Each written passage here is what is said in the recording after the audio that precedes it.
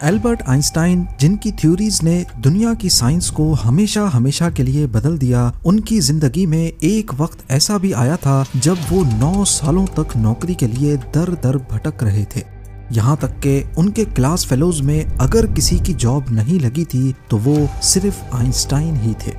लेकिन किसने सोचा था जो लड़का स्कूल में सबसे स्लो लर्नर समझा जाता था, एक दिन उसके दरवाजे पर इजराइल के प्रेसिडेंट बनने की ऑफर आएगी। आइंस्टाइन ने इस इजरायली एम्बेसडर को क्या जवाब दिया और वो क्या वजूहात थीं जिनकी वजह से इतने इंटेलिजेंट शख्स को कोई जॉब पर रखने को तैयार नहीं था। ज़ेम टीवी की वीडियोस में एक बार फिर से खुशामदीद। नाज़रीन, एल्बर्ट आइंस्टाइन 1879 में जर्मनी के शहर उल्म में पैदा हुए। बचपन में ही उनको अजीब नज़रों से देखा जाता था क्योंकि वो दूसरे बच्चों की तरह नहीं थे। वो बहुत स्लो लर्नर थे, लेट बोलना शुरू किया और स्कूल में टीचर्स उनको एवरेज या कमज़ोर स्टूडेंट समझते थे। पर इसके पीछे वजह ये थी कि आइंस्टाइन हर चीज़ को क्यूरियोसिटी की निगाह से देखते थे। स्कूल में अगर उनको कोई चीज समझ नहीं आती थी तो रट्टा लगाकर उसे याद करने के बजाय वो उसके कॉन्सेप्ट्स को समझने की कोशिश करने में लग जाते थे, जिसकी वजह से वो हमेशा कोर्स में पीछे रह जाते थे। आइंस्टाइन बचपन से ही काफी क्रिएटिव थे और यही उनकी कमजोरी भी थी और बाद में उनकी ताकत भी बनी। आइंस्टाइन की अर्ली एजुकेशन म्यूनिक में हुई, जहां उनको जर्मन स्कूलिंग का स्ट्रिक्ट डिसिप्लिन बेस्ड सिस्टम बिल्कुल पसंद नहीं था। एक वक्त आया जब तंग आकर आइंस्टाइन ने स्कूल छोड़ दिया और अपनी फैमिली के साथ स्विट्जरलैंड शिफ्ट हो गए ताकि वहां के लिबरल एजुकेशन सिस्टम में अपनी जगह बना सकें। वो वहां के ज्यूरिक पॉलीटेक्निक कॉलेज में फिजिक्स और मैथमेटिक्स में एडमिशन लेना चाहते थे। एंट्रेंस एग्जामिनेशन में उन्होंने मैथ्स और फिजिक्स के पेपर को फौरन सॉल्व कर लिया, लेकिन दूसरे सब्जेक्ट्स जैसा कि जियोलॉजी, लिटरेचर और पॉलिटिक्स में वो बुरी तरह फेल हुए। एंट्रेंस एग्जाम के बाद कॉलेज के प्रोफेसर ने आइंस्टाइन को अपने ऑफिस में बुलाया। वो आइंस्टाइन के मैथ्स और फिजिक्स के जवाबात देखकर काफी हैरान थे। वो जानना चाहते थे कि आइंस्टाइन को ये सब किसने पढ़ाया है, जिस पर आइंस्टाइन ने जवाब दिया कि उन्होंने ये सब खुद से पढ़ा है। पर दूसरे सब्जेक्ट्स जिनमें ज्यादातर सिर्फ रट्टा काम करता था, उनमें आइंस्टाइन बुरी तरह फेल हुए थे। प्रोफेसर ने उनको बताया कि अगर उनको इस कॉलेज में एडमिशन चाहिए तो सिर्फ मैथमेटिक्स और फिजिक्स काम नहीं करेगी। उनको दूसरे सब्जेक्ट्स की तैयारी करने के लिए वापस 1 साल स्कूल में लगाना होगा। मायूस होकर आइंस्टाइन को वापस 1 साल स्कूल में लगाना पड़ा और अगले साल खुशकिस्मती से वो ज्यूरिक पॉलीटेक्निक कॉलेज के एंट्रेंस एग्जाम में पास हो गए। पर कॉलेज में एडमिशन लेने से आइंस्टाइन की नेचर नहीं बदली। यहाँ पर भी वो बोरिंग लेक्चर्स को स्किप करते, खुद से पढ़ाई करते और प्रोफेसर से ज्यादा इम्प्रेस नहीं होते थे। यानी उनके आगे पीछे घूमना आइंस्टाइन की फितरत नहीं थी। इस सब का रिजल्ट ये निकला कि जब आइंस्टाइन 1900 में ग्रेजुएट हुए तो उनके प्रोफेसर्स ने उनको जॉब रिकमेंडेशन देने से इनकार कर दिया। अब बेशक वो ज्यादा ज़हीन थे, लेकिन आइंस्टाइन के पास कोई स्ट्रॉन्ग रेफरेंस नहीं था, कोई मेंटर नहीं था जो उनको एक एकेडमिक या रिसर्च जॉब दिला सके। उस दौर में साइंस की फील्ड में जॉब पाने के लिए प्रोफेसर की रिकमेंडेशन बहुत इंपॉर्टेंट होती थी और आइंस्टाइन उस रेस में पीछे रह गए और रिजल्ट ये निकला कि उनके क्लासमेट्स जिनसे वो एकेडमिकली स्ट्रांग थे, अच्छी पोजीशंस पर पहुंच गए क्योंकि उनके पास प्रोफेसर का सपोर्ट था। आइंस्टाइन ने जर्मनी और स्विट्जरलैंड में कई जगह अप्लाई किया।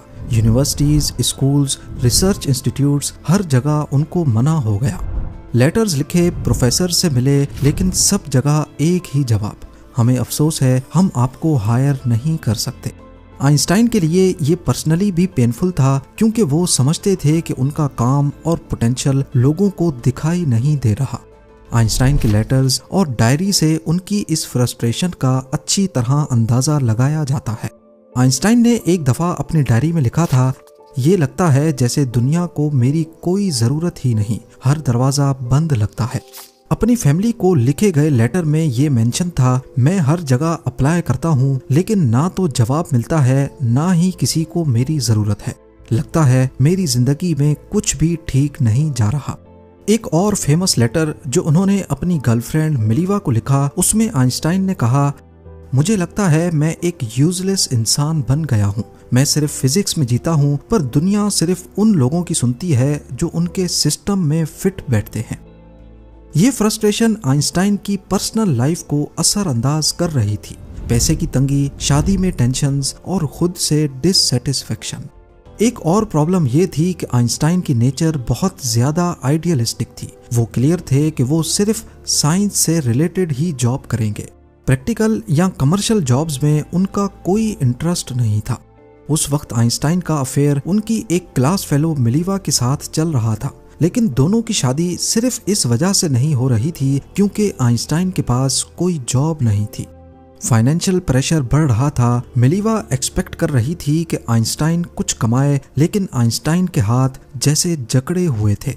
एक वक्त आया जब आइंस्टाइन को प्राइवेट ट्यूटर बनकर पैसे कमाने पड़े, जहां वो स्कूल स्टूडेंट्स को मैथ्स और फिजिक्स पढ़ाते थे।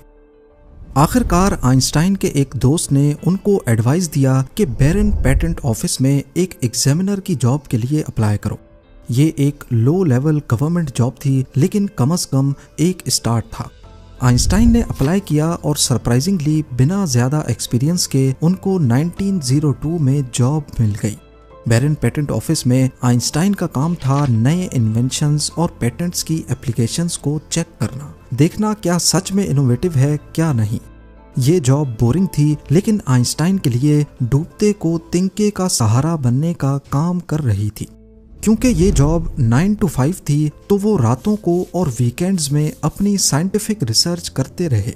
बेशक ये प्रोफेसर की जॉब नहीं थी जिसके लिए आइंस्टाइन कोशिश कर रहे थे, लेकिन जो भी था ना होने से अच्छा ही था।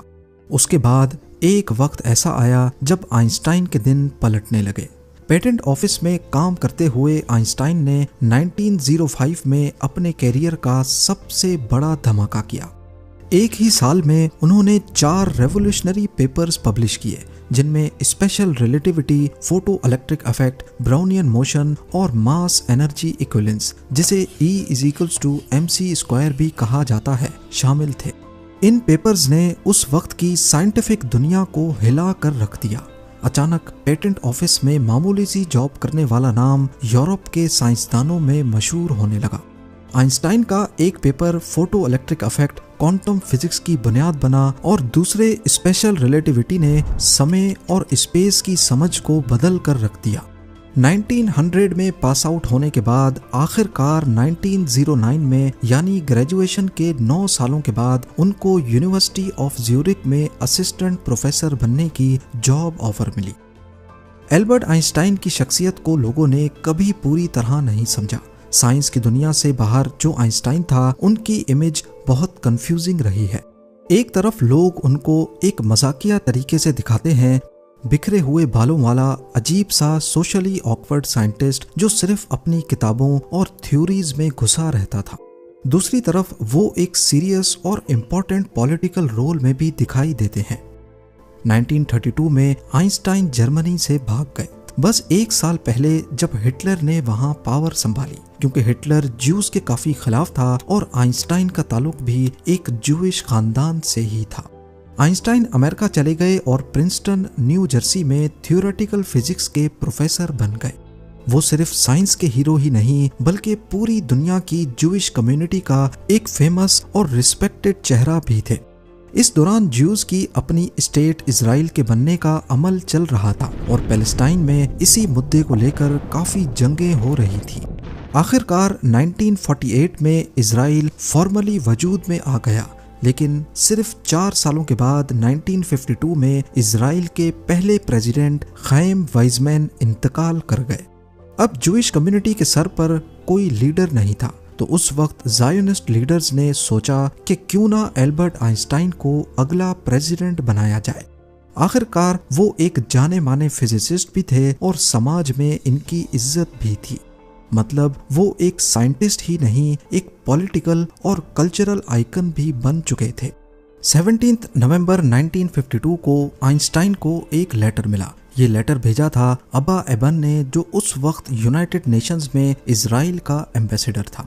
लेटर में लिखा था, इस लेटर के जरिए आपको प्राइम मिनिस्टर बेन गुरियो का पैगाम पहुंचाया जा रहा है कि अगर इजरायली पार्लियामेंट आपको वोट देकर इजराइल का प्रेसिडेंट बनाए तो क्या आप ये ऑफर कबूल करेंगे।